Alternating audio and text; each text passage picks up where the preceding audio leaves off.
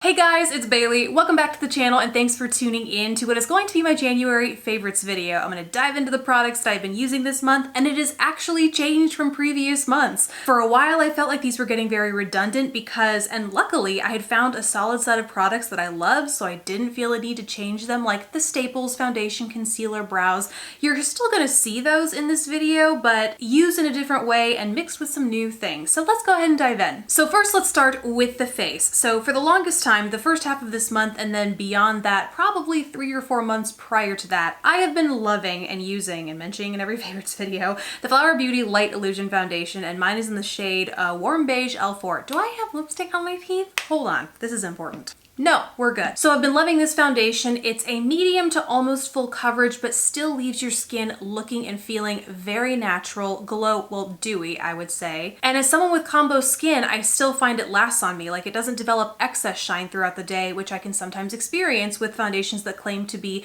illuminating or dewy or things like that. So I have been loving this for all of those reasons. However, on a weekend trip I recently took, I was on one of those like 6 a.m. flights, and by the time I looked in the mirror at 3 or 4, my face was a disaster. I was oil slicked down the center of my face. It was getting clinging to dry patches around the side of my face. And I ended up just taking it off and redoing the whole thing. And I really don't fault the foundation for that. It's more so the conditions, especially when you're traveling. It's a long day to begin with, and then you have the dehydration from being on an airplane. I was going someplace colder, which really sucked the moisture out of my skin. So I certainly don't fault it for that, but I realized very quickly that I needed something a little bit more robust. So cut to the concealer that I have been using in conjunction with this foundation, which is the Too Faced Born This Way Multi-Use Sculpting Concealer. So knowing that I wanted a little bit more coverage, because I have also been breaking out like crazy around my chin, around my temples. I'm not sure what's up. That's an entirely separate issue because I haven't really changed up my skincare recently. But I knew that I not only wanted something more full coverage, more matte, but also longer lasting to combat this changing weather and conditions. So I ended up just applying this concealer all over my face. And I kind of fell in love right then and there, and continued to do that up until,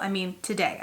That's how I'm wearing my foundation today, is only this concealer. I apply it in my under eye area first, on my problem areas like my chin, wherever I'm having those breakouts, my cheeks. I blend all that out, and then wherever I need more coverage, I just go in with a little bit more, mostly my under eye area, and continue to blend it in. And I found it gives me some really, really beautiful coverage. So hot tip, if you have this and love the way it covers your under eye area, maybe try spreading it all over your face, because it gives some incredible coverage. I do miss the dewiness of the Flower Beauty, but I'm willing to sacrifice it for the full coverage of the sculpting concealer. And then in the meantime, I think I'm just gonna play around with new foundations in general to see if I can find, the ultimate full coverage and dewy foundation. I'm currently trying the Wet n Wild Photo Focus Stick Foundation they just came out with. They sent me 4 shades from the whole collection, and so the one I'm currently trying is Classic Ivory, or 853B. And so far it's not totally full. It gets a really nice amount of coverage, not totally full, but it does keep a little bit of healthy glow in the skin. So I have high hopes for this, but I also know that a ton of other foundations have launched, and so I'm going to take a look at those and see if there's anything in there that could kind of address my needs where they are right now. Next, let's talk about brows. This is certainly still an old favorite. It's what I've been using for months and months at this point, but worth mentioning because it's still a favorite, and I also just ordered 2 more from Ulta so I would have some backups. It's the CoverGirl Ultra Fine Brow Pencil in the shade Soft Brown. I just love how fine this is. It makes it really easy to fill in brows and yet still get those nice and defined hair-like marks as you're drawing it in, so it doesn't look like you just have a block of brow. It looks a little bit more wispy and natural and more hair-like, and it's still super fast and easy, so it has just been my go-to. Okay, now I want to talk about a palette, and this is one that I reviewed earlier in the month, so if this piques your interest, you might want to go give that a watch. I will link it, either click the eye or I'll link it in the description box below. But this is the Ofra Boho palette, and I had seen it on Ulta for the longest time and had been kind of uninterested. Like, this is beautiful. The pictures on Ulta just don't do this any justice, and if you go watch that video, I have like a mini rant about it in there because it's kind of a problem with Ulta pictures, but that is besides the point. Had seen this a whole lot, had been totally uninterested, but had been wanting to try more Ofra, so I took a risk and got it, and oh my gosh, I not only love it, but I've been tempted to try more of their Pro palettes because they come in the same format, and I've just found that the combination of colors and the whole color story this creates has just made such a versatile face for me over the course of the past month. You not only get the 6 eyeshadows up here, but you get 4 kind of face powders, 2 blushy shades, 1 yellow kind of banana setting powder, which I mostly use as a blending color. I use it to lighten up my bronzer because this tone of yellow doesn't really flatter my under eye area.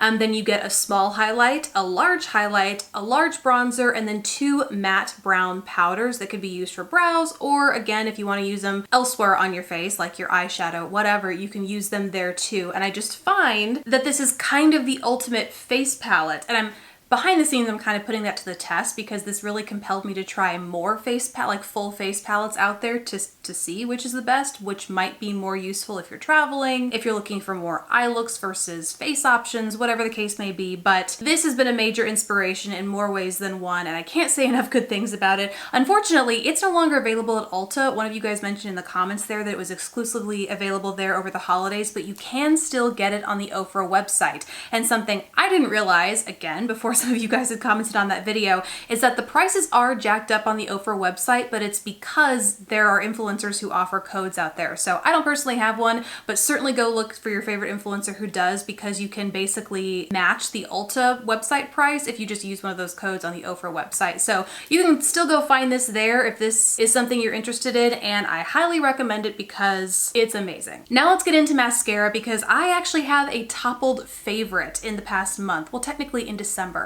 In December, I uploaded a video where I tried recreating step by step Kim Kardashian's holiday tutorial that Vogue posted on their YouTube channel. And I wanted to do a fully drugstore version of that. So normally I would use the Butter London Stroke of Wow Volumizing Mascara. And I have used this for, I want to say, almost a year at this point. I mean, another one of those were just months and months of this being in my favorites video. So I was trying to think back to previous drugstore mascaras that I had known and loved before, and I had an unopened tube of the L'Oreal Voluminous Lash Paradise in a drawer, and so I thought, first of all, it's safe to use because it hasn't been opened, and second of all, I think I remember liking it pretty well when it first came out, so I reached for this, and it's my new favorite now. Like, I have fully gone back to this, have not gone back to my Stroke of Wow from Butter London, because I really love the way the Lash Paradise layers up more product on my lashes. Now, that can sometimes lead to too much product, like something that the Stroke of Wow does is layers nice, thin, even layers on my lashes, but I find that it takes me a lot more layering to get the level of drama I want, whereas the Lash Paradise is a really quick build. It gives me nice, thick, voluminous lashes, curled lashes that last all day, and it does it in half the time in a formula that is just as good as the Stroke of Wow. So that is what I've been reaching for regularly, and it served as a great reminder to just go back. Sometimes take the time to go back, look at what you used to love, try it again, and it might surprise you in how much you prefer it over to what you're currently using and loving. And then the last favorite for the month is a lipstick. It's the red lip that I'm wearing here, and it is from the Lisa Eldridge Velvet Lipstick Collection. This specific shade is Velvet Ribbon, but I was so surprised and beyond excited when my mom actually got me the whole set of 3 lipsticks, because shortly after they launched, they were totally sold out. In fact, I think they are still sold out after 2 restocks, I want to say. However, the word on the beauty street is that these are going to get restocked at some time in 2019. So if you've had your eye on them, if you missed them the first few restocks, just know that it does sound like they are going to come back. And if you had your eye on them with the initial launch and you still are wanting them after hearing other people talk about them, I totally recommend getting them. I personally love all 3 lip shades, but I do find that Velvet Ribbon, which is more of a blue-based red, is just more of an everyday wearable red lip for me, versus Velvet Jazz, which I think is the orangey leaning one, and then the other, I can't remember what it is, Velvet something or other, but it's the deeper, more bricky leaning red. This is just the one that I find tends to go with the looks that I wear most frequently, and so it has just been the love of my January. And that is it for the products that I've been loving this month. I would love to hear your favorites. As always, tell me down in the comments below. Besides that, guys, thank you so much for watching. Please don't forget to subscribe if you haven't already, and I will catch you in the next video. Bye, guys.